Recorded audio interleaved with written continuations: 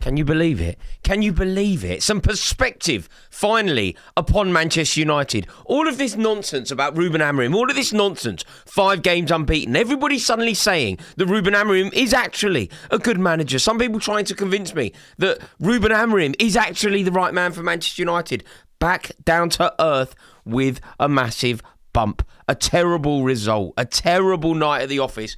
David Moyes doing a number on Ruben Amorim. Ain't that a slap in the face? And I tell you what, it wasn't the only slap in the face. I love those kind of moments. When the passion boils over. You know, when we end up in those situations. You know, when we end up in a situation where you've got Idrissa Gueye sent off for striking his own teammate. I mean, it was nothing. It was nothing in it. In my opinion, it shouldn't be a sending off. I just think it's almost a nothing incident. But basically, Michael Keane and Idrissa Gueye have had an altercation. It got physical in a very, very minor sense of the word. And it has resulted in Idrissa Gueye being sent off. I just think it is truly, truly ridiculous. Giving somebody a straight red. I know what people are going to say. People are going to say, Rory, it's violent conduct. People are going to say, Rory, you're not allowed things like that. Rory, they are the scenes that you do not want to see in a game of football. And I would say, yeah, it was extraordinary. But to give a red card for something like that, it was an angry exchange between 2 teammates. There is no way in this world that should be a sending off. Let me just make sure that I've understood this correctly. Because for me, never a sending off.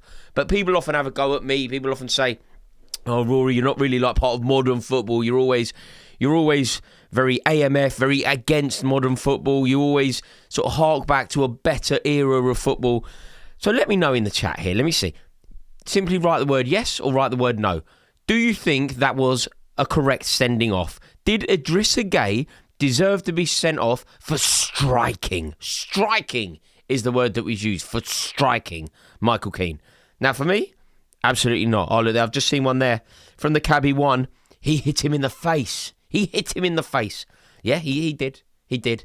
But do you really want to see people sent off for that? Do you really believe that is worthy of a sending off? Okay, I'm seeing a lot of no's. The Bosch man says no. Mr. Coco Boy says no. Yak3Y says no. Yes. You've got an Andrew says yes. You've got a Don Juan says yes. But overall, I'm looking at definitely not, says Chrissy. Definitely not. The Ghost London says no. No way. I think the majority is no. Never a sending off there from the Sonic Youth. I just don't believe that it can be a sending off. For me, never a sending off. I don't think it's correct. I think Idrissa Gueye has been done a mischief there. But ultimately, it isn't the real story of the game. Everybody's going to focus on that.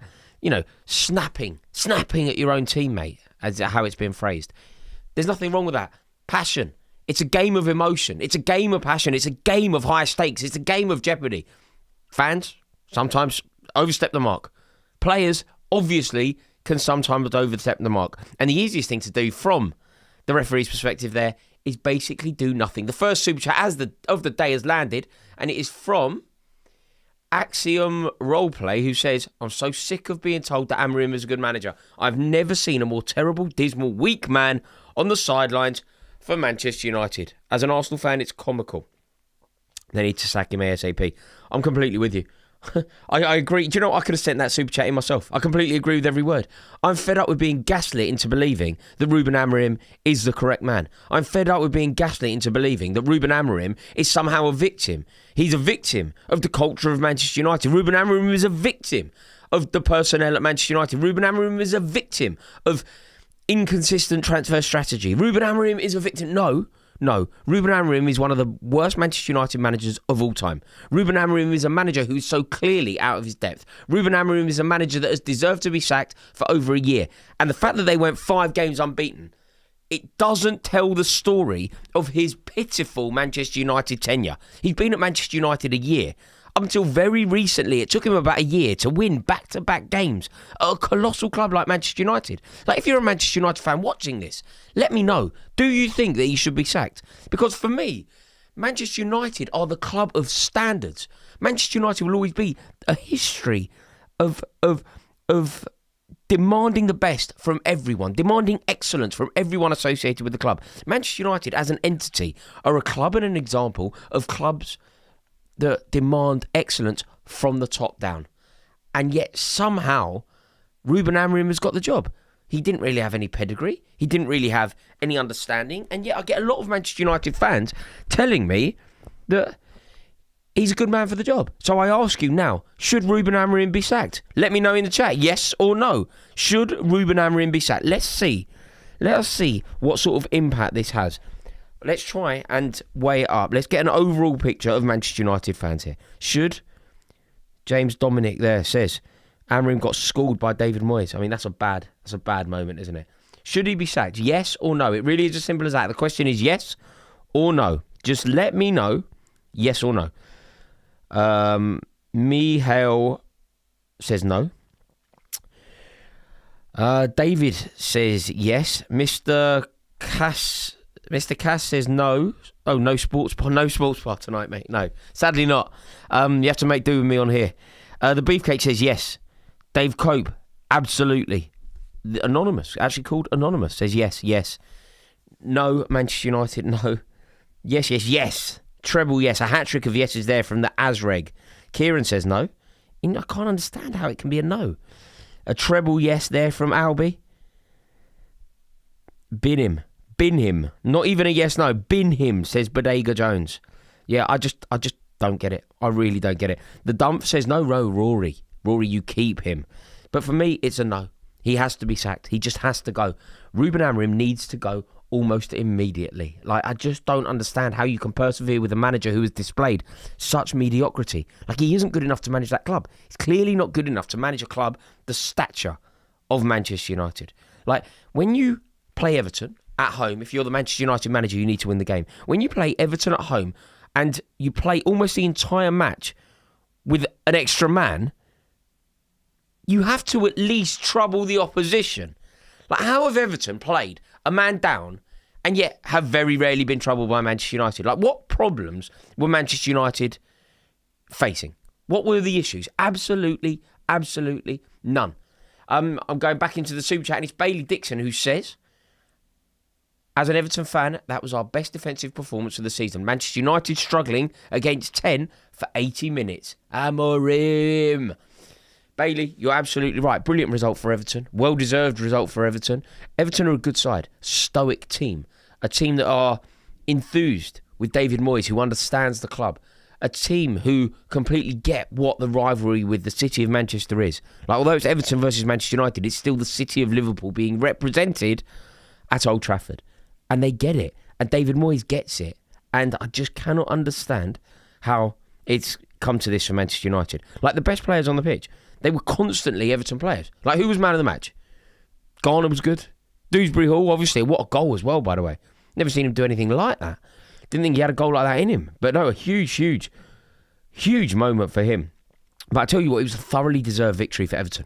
Like, Everton are now above Liverpool in the league. Everton are now the top Merseyside club in the Premier League. And I tell you what, they are only just behind Manchester United on goal difference. Everton, Manchester United, I'm looking at the league table here. All three sides are on 18 points. But I tell you what, Manchester United were completely embarrassing. Manchester United were all over the place. Like, United. They're meant to be united. Like, their entire name is that they're United. It was one of the most disjointed performances that I've seen. And I tell you what, it was a performance that could possibly spell the end for Ruben Amorim. I mean, David Moyes, when David Moyes is celebrating on your touchline, it's symbolic, isn't it? It's symbolic that it's Moyes, the chosen one. It's symbolic that it's Moyes who gets that victory. Moyes punching the air at Old Trafford. Moyes celebrating, giving it the big one to the away fans as the Stretford End boos. Isn't that a microcosm of the issues at the moment? David Moyes looking to the away end. Yes! Giving it the big one. The Stretford End booing the home team. Listen to those words, please. The Stretford End booing the home team. Do you fully understand the significance of those words? Like, the language that I'm using here is really powerful. The Stretford End, as a whole, never boos the home team. The Stretford End is a tribal, glorious end in football that prides itself on being unilaterally and aggressively and shaping up in a partisan way behind the home team. They do not boo their own. They never do. And the fact that they have booed their own today, maybe that is the beginning of the end. Maybe the fact that the Stretford End has turned on this team, maybe the fact that the Stretford End has turned on this manager, booing them off, I just don't think there's any coming back from this. I really do not. It's over for Ruben Amorim. Whether it ends this week, whether it ends next week, whether it ends in 3 weeks, whether it ends in December, whether it ends in January, whether it ends in May. It is over. So my question is, why would you persevere with a manager who you know is out of his depth? While we think about that one, let it ruminate. Let your analytical football muscle flex and think about the answer to the question. Can I ask you a massive favour? Could you please like the stream? It really does help me out. Really, really helps me out. If you would be kind enough to drop a like on the stream. Thank you so much. By the way, just to flag something, we might not get there today, but we are currently exactly 70 subscribers away from hitting 371. 70 subscribers. If anyone is watching this and hasn't clicked subscribe, please do it now. There is a chance, 70, it's a little bit optimistic, but if there are 70 viewers who are not subscribed, please do consider clicking subscribe now. We might hit the 371 whilst we are live. We are exactly 70 subscribers away. If anyone is watching, please consider doing that. But, I mean, ultimately we just have to talk about how dismal Manchester United were. And when you think about how dismal they were, what you kind of want to do is focus on where they were dismal. So why were they dismal? Who was dismal? And the complete answer to that is I don't really know the answer, because they were dismal throughout. Like in every single department, they were dreadful. In every single department, they were second best. Nobody stood up tall. Nobody got his back off the wall. Nobody was the sound of the Dizzy Rascal. Nobody shone for Manchester United. Everybody shrunk.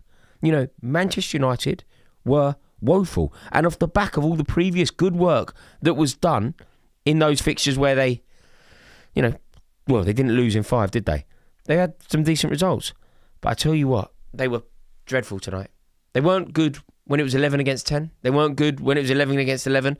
And they were ultimately well beaten. It was, in the end, fairly easy for Everton. And I've just seen a statistic here. Listen to this. Manchester United have lost the Premier League game at Old Trafford after seeing the opposition pick up a red card for the first time ever, winning 36 and drawing 10 of the previous 46. That is the first time ever in the Premier League that an away player has been sent off at Old Trafford and Manchester United have lost the game. Going into the Super Chat, we have Richard Charlesworth says, Rory, you haven't talked about Newcastle beating Manchester City yet. What do you think? Oh, I mean, I think it's huge. I think it's huge for the title race. I think it's damaging for City, incredibly damaging. The nature of the performance was appalling. The miss from Phil Foden, ridiculous. Erling Haaland, more profligate than you would expect. I have a little bit of sympathy for Man City. The goal's offside.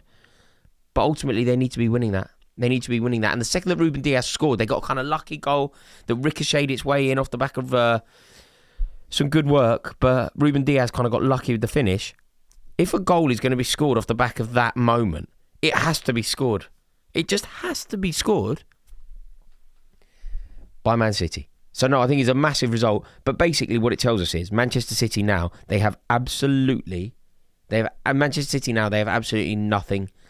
They've got some very winnable fixtures. Arsenal have some tricky fixtures, but there is no wiggle room for Man City. There is no room for error. There is no margin. Thank you very much to Richard Charlesworth in that super chat.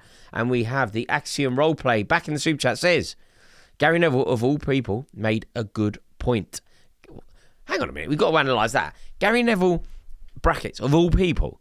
Yeah, Gary Neville is one of the most likely people to make a salient point regarding Manchester United that is currently existing on planet Earth.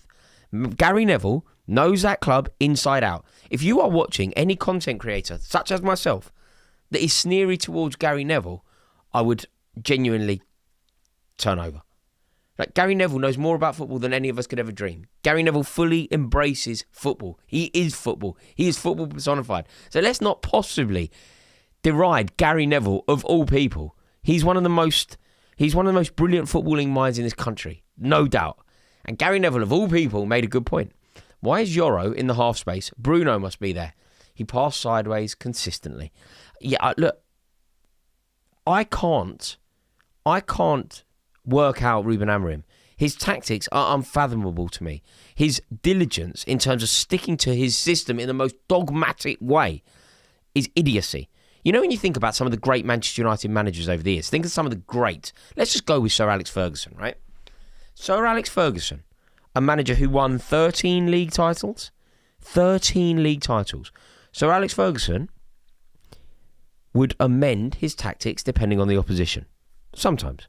You know, there were occasions when Manchester United would go away from home in Europe. Maybe they're playing away at the Ataturk. They've got a difficult game away at the Ataturk. They're not allowed to play more than 3 foreigners. So they got Eric Cantona in the team. Mark Hughes would have counted as a foreigner. They got 3 foreigners. It was very difficult for them. So do you know what they would do? Manchester United traditionally play 4-4-2. Do you know what they would do when they would go to the Ataturk? They would play 4-5-1. They would amend their system. So the great Sir Alex Ferguson would amend his system. How can an imposter like Ruben Amorim not amend his system when a great like Sir Alex Ferguson will amend his system? Even Pep Guardiola will acknowledge that you need to be pragmatic in formation. Ruben Amorim doesn't. I just don't get it. I literally do not get it. And I think the sooner that he is out of Manchester United, the better. And Gary Neville really rarely, it's unbelievable, isn't it? You know, Gary Neville rarely saying something insightful about Manchester United is got to be. It made me laugh, that. I do quite like it. Bailey Dixon says, just one more thing. Keane turning into prime Maldini after the red card needs to be spoken about. Yeah, I've never rated Michael Keane. I've never rated him. I've never got it. I've never understood it. Like, do you know what I always think he's good for? Like, not defending. You know, if the score in an Everton game is like Everton are playing at Goodison Park and Fulham take the lead, the game's going to finish 1-0. Well, the game's going to finish 1-1 because Michael Keane is going to score a really ugly equaliser. You know, if Everton are at home and they're playing Bournemouth, and Bournemouth are 1-0 up, Michael Keane will score a really scrappy equaliser. That's what I think of Michael Keane. But as a defender, I don't rate him. But I must admit, tonight, impeccable. Impeccable. I don't know if he felt guilty because of the sending off. What a dumb sending off that was, by the way. Absolutely pointless, wasn't it? How can you possibly send someone off for having a tiff with a teammate? It's just nonsensical. Completely and utterly nonsensical. Really doesn't make sense. And I find it so frustrating. Let me go back into the super chat here. Brandon Schofield says, same fans saying he should be sacked, are the same fans saying how well he's been doing the last few games. Either way, we were poor, but on to the next. No, but you can do that. I said Manchester United were better. They were unbeaten in 5. They were better, but Manchester United, under Amorim, could win 5 in a row. That geezer could get his hair cut. And I would say he needs to be sacked. Because 5 games does not change the ridiculousness of what has happened. 5 games does not change the ridiculousness of the past year. Do you know when he should have been sacked? Do you know when it was over? When Manchester United lost a European final to Tottenham Hotspur. Totally and utterly unacceptable. Unforgivable. Sackable. He shouldn't have been allowed on the team bus after the game. He should have been told, find your own way home, mate. You will never, ever come to Carrington again. It is over. That's what he should have been told.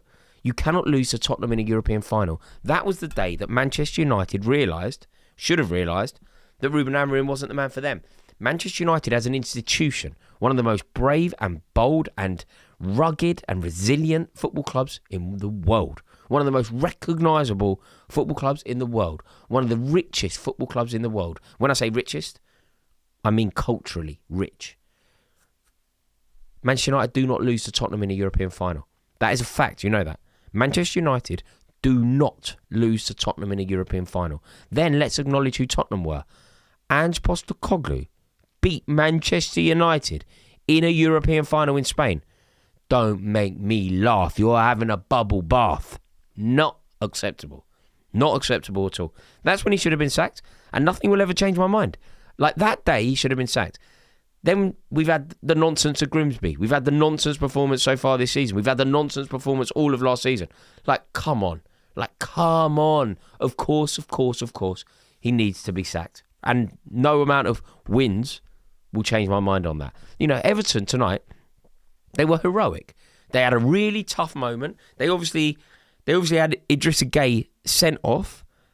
But how have they come out of this? And the humiliation is on Amorim. If anyone's humiliated, right, you think it's Everton. They've had a player sent off. They've had a player sent off because of what's happened. But somehow Amorim is the butt of the joke. So I ask you, do you think he should be sacked? And if you do, right, if you agree with me that he should be sacked, who's the answer? Because this is harder, isn't it? How do you replace a manager like Ruben Amorim when there isn't like an obvious person to come in? There isn't like an obvious person waiting in the wings. Is there anyone that you can think of that could come in and do a job for Manchester United immediately? Elevate the club immediately. Who is the answer to be the next Manchester United manager? It's so hard, isn't it? But ultimately, this isn't the guy. David Moyes celebrating on the Old Trafford touchline for beating Ruben Amorim with 10 men. Like Everton were brilliant. They were heroic. They were unreal. And they have left a mark on Ruben Amorim. They've left a bit on him. And it was madness. It was madness. How can you win a game when you play with 10 men at Old Trafford for 80 minutes? And it's the first time that it's ever happened. Manchester United do not lose at home if the opposition go down to 10 men. It's literally never happened before. If the opposition at Old Trafford have a man sent off, the worst that happens to Manchester United is they draw. This is the first time that the opposition have won at Old Trafford with 10 men. I just cannot believe it. You know, they had problems. They had problems. You know, Seamus Coleman was obviously in the away dressing room because of his muscle injury. When Idrissa Gueye was sent off, it wasn't easy for them. They didn't have it all their own way at all.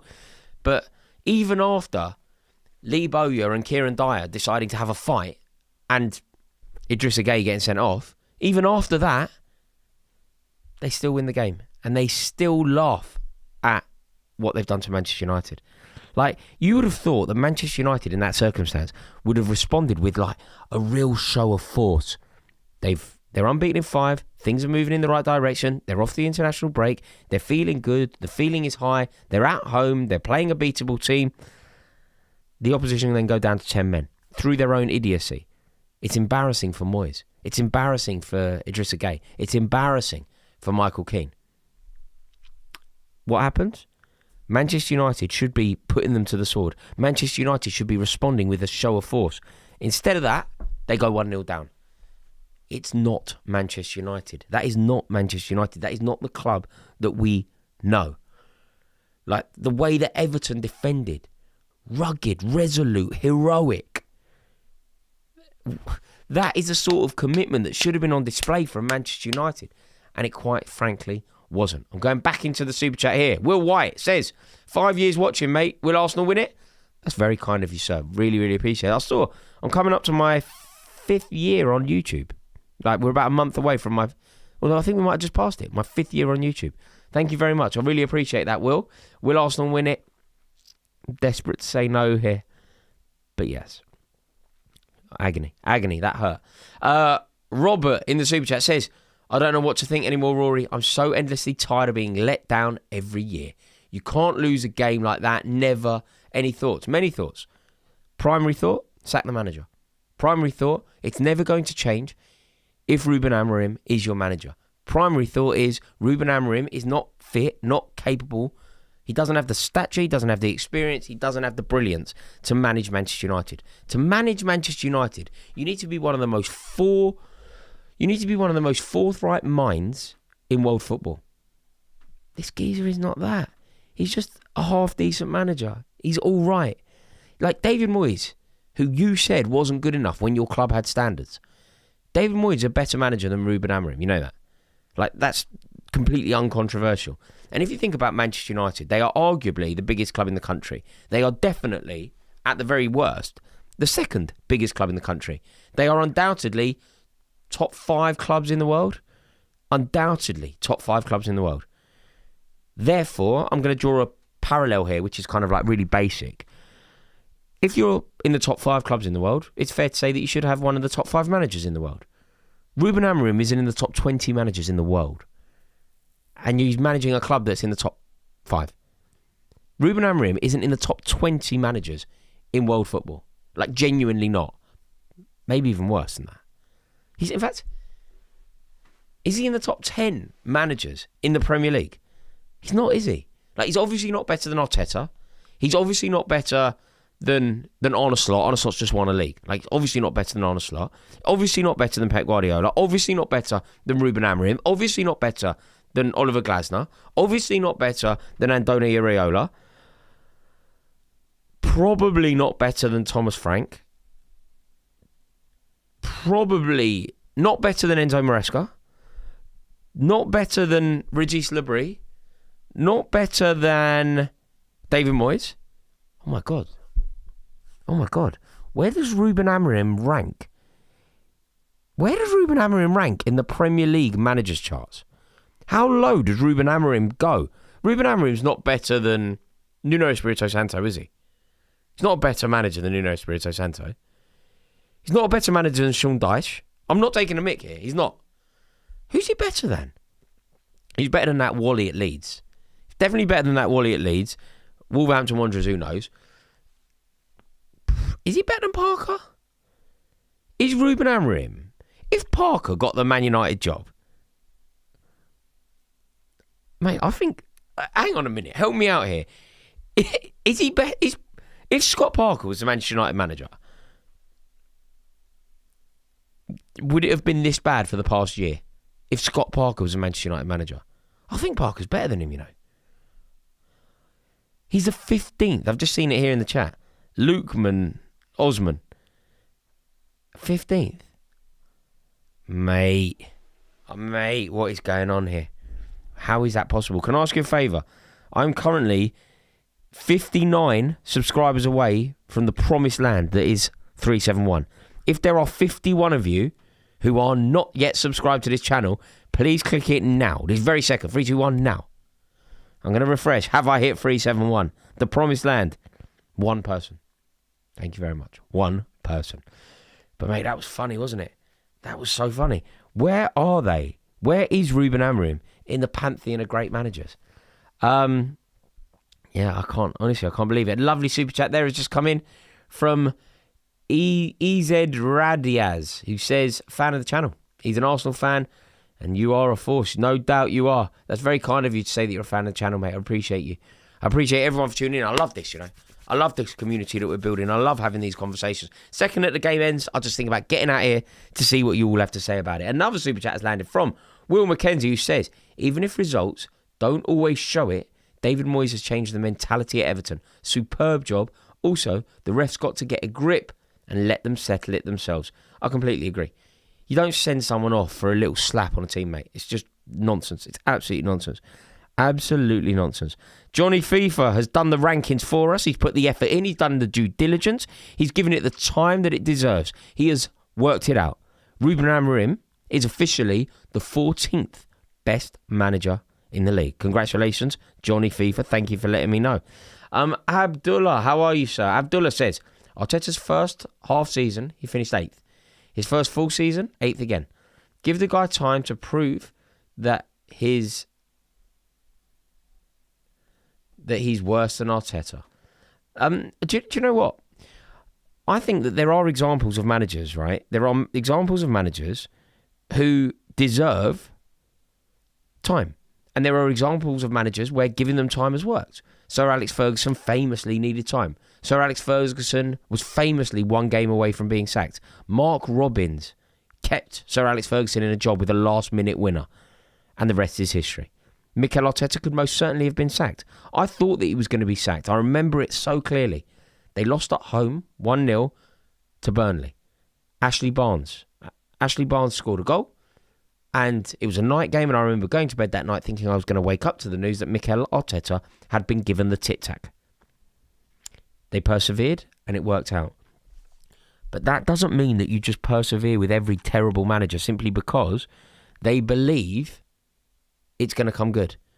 Like, you don't just give managers time because it's worked somewhere else. You don't just give managers time because Sir Alex Ferguson was given time. Mikel Arteta was given time. Tell you what, you could give managers time and it could go so wrong. We gave Graham Potter way too much time. Jack Herbst in the super chat with an amazing lyric. Back to life, back to reality. Soul to soul, man. Forever. Thanks for the comedy, Manchester United. And thanks for that song, mate. Absolutely love it. I just can't really believe how bad it's gone. Will White in the super chat here says, other than Palmer, who is the best midfielder in the Premier League? In what sense? In terms of a creative sense, I'll go Eberechi Eze. In terms of an all-round midfielder, if we're having a midfield chat, I will go Declan Rice, Moises Caicedo, both at their individual jobs. I think that is the way that it goes. But for Manchester United, it's a disastrous day. Dismal. For David Moyes, celebrating on the Manchester United touchline, looking at the away end in the wrap-round corner of Old Trafford, giving it the big one as his team win with 10 men. The first team to ever win at Old Trafford with 10 men. The Stretford end was booing Amorim. David Moyes was lapping up the applause from that away end. A bad, bad day at the office. Thank you to everybody for tuning in. I really do appreciate it. Before you go, please click subscribe. There is a dream I could wake up and it could be on 371. Fingers crossed. Ta-da.